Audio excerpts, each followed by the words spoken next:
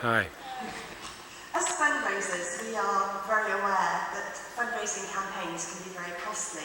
So today I want to talk to you about fundraising on a shoestring and to share some top tips with you.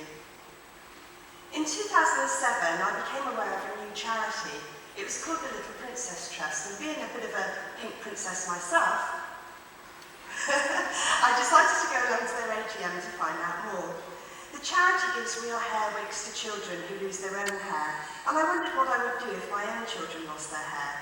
It was a sobering thought, and it made me realise I wanted to do something to help the charity. I happened to drive a pink car, so I said, let me do something with my car. Let me organise a pink car rally. We can make it a 5-year campaign, and we can travel in the 5th year from John O'Groats to Land's End. So suddenly, from a curious member of the public attending an AGM, the charity had a volunteer with an unknown skill set, really, a fundraiser with a passion and an idea who was prepared to run with it and make it work. It's quite interesting, really, that as a volunteer, quite often your skill sets are unknown, and I would always encourage charities to establish what their volunteer skill sets are. So to start with, I needed somewhere to direct people. I needed a website. And whilst I can create copy for websites, I certainly can't build them, but I know someone who could. And so they built the website. I contacted the people who host my own website to ask whether they would host one for the Pink Car Rally, and they agreed. So the cost to the charity, well, it was simply the cost of the domain, and I only passed that on because I felt that the charity would want ownership of it. The next thing I needed was some photographs. We needed a file of photographs for press releases, and this one was taken at the first rally in 2008 at Eastnor Castle, and it became one of the most popular photographs that we had. In 2009, I wanted more publicity, so I contacted Elizabeth Hurley and asked her if she could donate some swimwear for us to auction. She duly agreed, but she said she wanted it modelled at the beginning of the rally. I asked the pink participants, and Nadine volunteered. She was one of our regular, what we call pinkies, and as you can see, she's very photogenic, as is her sister. And in fact, this photo is one that we used for many, many press releases. Towards the end of 2009, I entered a competition and became a finalist with National Express. It was called Bling My Coach. And we had to design the bodywork of a coach, and this was my design. And the final 5 people went to the public vote, or the final 5 charities, really. We were up against Action for Children, which was massive compared to us. But I simply invited all my friends round, and we put lots of pressure on people to vote, and ultimately we won, and this is the coach. The other part of the prize was to take it somewhere on a trip. So I asked if it could take pink participants on the Pink Car Rally, and they agreed. In fact, the pink coach came on 3 pink car rallies. National Express kept it in their main fleet, and it travelled from Hereford to London and down to Bristol and down to Cardiff for 3 years.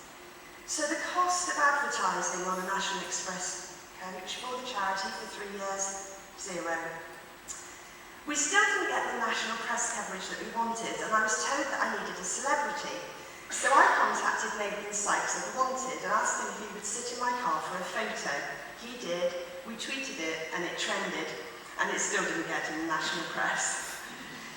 In 2012, it was the final rally, the big one, John O'Groats to Land's End. It was August. It rained and it hailed and the wind blew, but I'm pleased to say 5 days later, when we arrived in Land's End, we had a mini heatwave.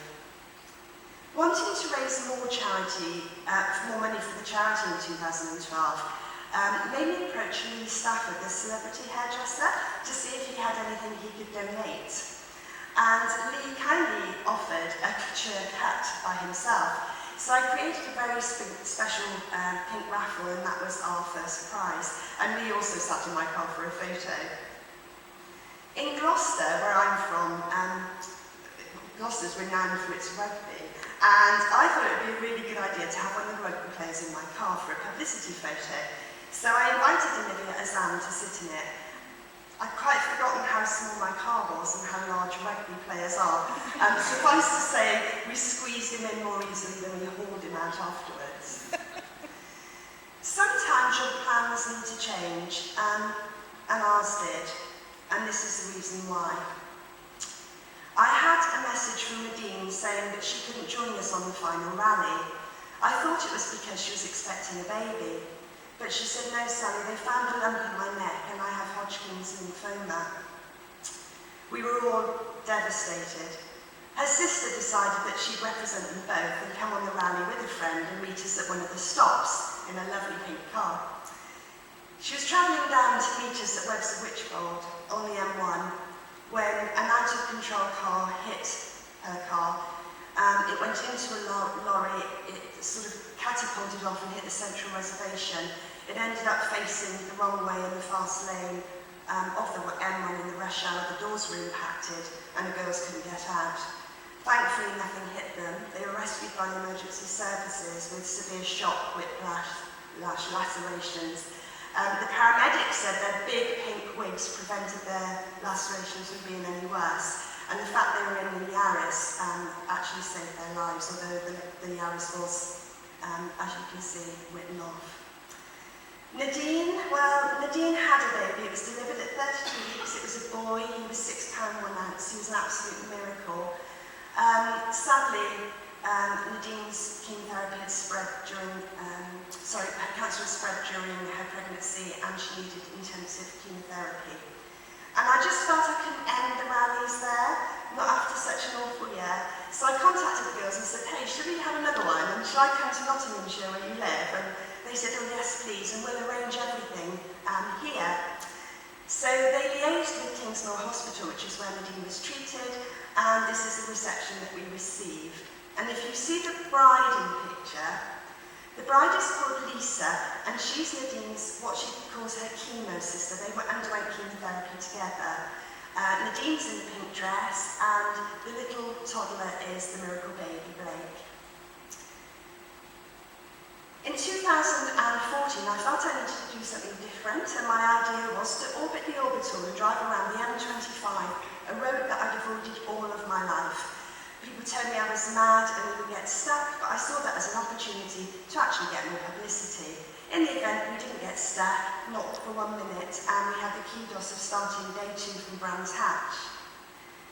In 2015, we did Blackpool to Scarborough Fair, and this is a picture of us on the A64 in a massive lay-by. We find them wherever we can, and we like to park up so that people can actually see us, and if we had audio, you'd hear all the cars tooting their horns as they go past.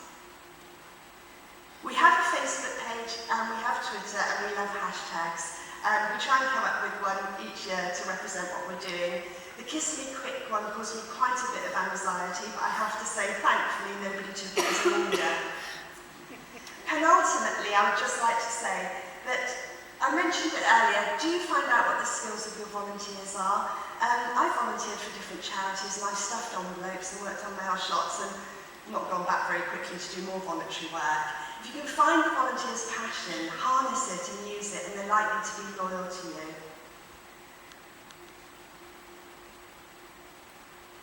So the cost of the charity through all of this is just the cost of the domain name.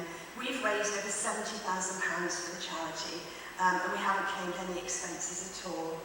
Finally, my top tip is always report back to your volunteers.